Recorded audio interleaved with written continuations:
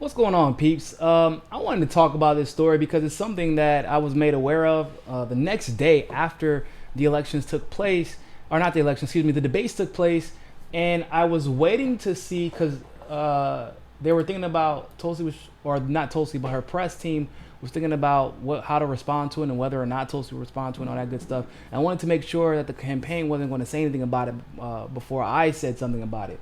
But for those of you who do not know, something super weird happened during the debate. NBC superimposed a pimple on Tulsi's face. I'm not really sure how else to say that. NBC took a blemish that wasn't there, put it on her face to convince people that she had a blemish, and then took it off. I'm gonna show you. Look at this.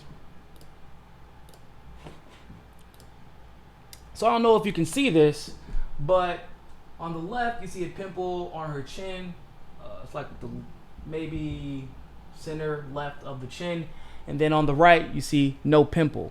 And it was verified, Tulsi didn't have anything beforehand. Her team said she didn't have anything there. Her makeup team said she didn't have anything there. And yeah, NBC actually put a pimple on Tulsi Gabbard's chin. This is weird for a whole different set of reasons, but I think it once again is just it's another affirmation that I just don't get it. Why, if Tulsi's not a threat, if she's really polling at 1%, if she absolutely has no chance of winning, then why is the world dedicating so much time, energy, and effort to undermine her? Out of curiosity. We've grown that desperate to try and stop Tulsi from being popular that we're putting pimples on her chin. It's already bad enough you're stealing her legislation. It's already bad enough you have progressives pretending like she doesn't exist after they once celebrated her, cheering her on before she became a threat to their popularity. In the monopoly they believe they have on progressive popularity. It's already bad enough that they've lied about her, they've smeared her, they've attacked her personally, they've attacked her family personally, they've attacked people associated with Tulsi personally. They call her followers cultists for defending Tulsi, as anybody would any candidate that they are supporting. They've tried to convince the world that Tulsi's not the only other progressive in this race, and that Warren is. They've even taken anti-corruption legislation, by the way, is something that Tulsi has been focused on and actually has introduced. There's an amendment called We the People amendment that I'm actually going to cover. That was something that Tulsi did, and of course Warren actually tried to take credit for that by offering, once again, a worse version of something. So like, you have all these different things that are taking place behind the scenes that if you do any iota of research you could see in a second. They're so terrified of Tulsi that they superimpose a pimple on her face. TMZ caught it and got to the campaign the next day to talk about it.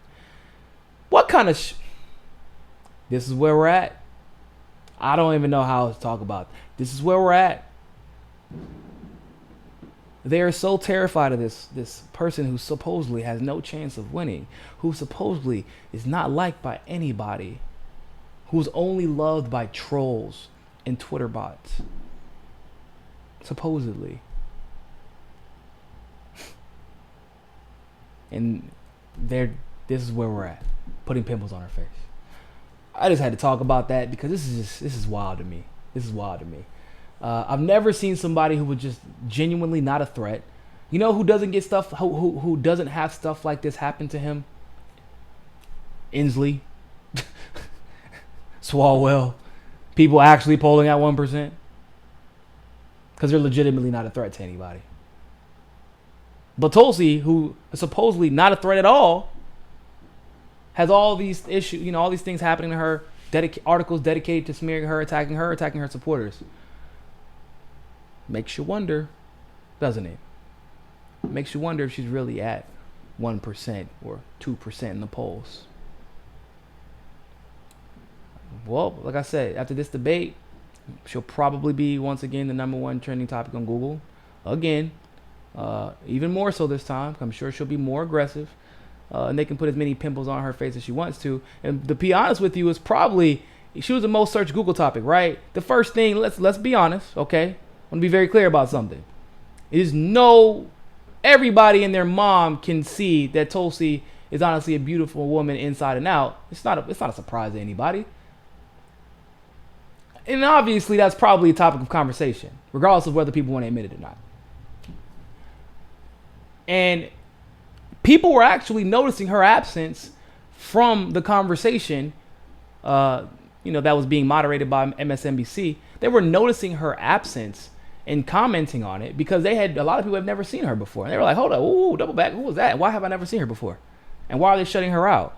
And people were complimenting her, which is okay, by the way.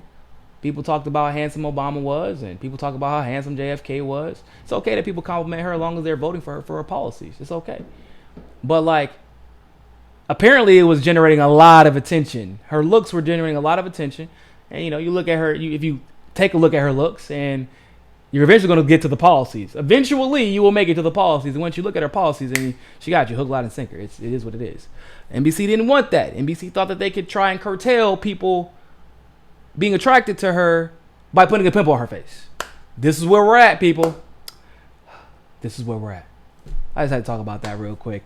Appreciate y'all stopping by and listening to me rant about that. I always remember, people, more than anything else, find your balance.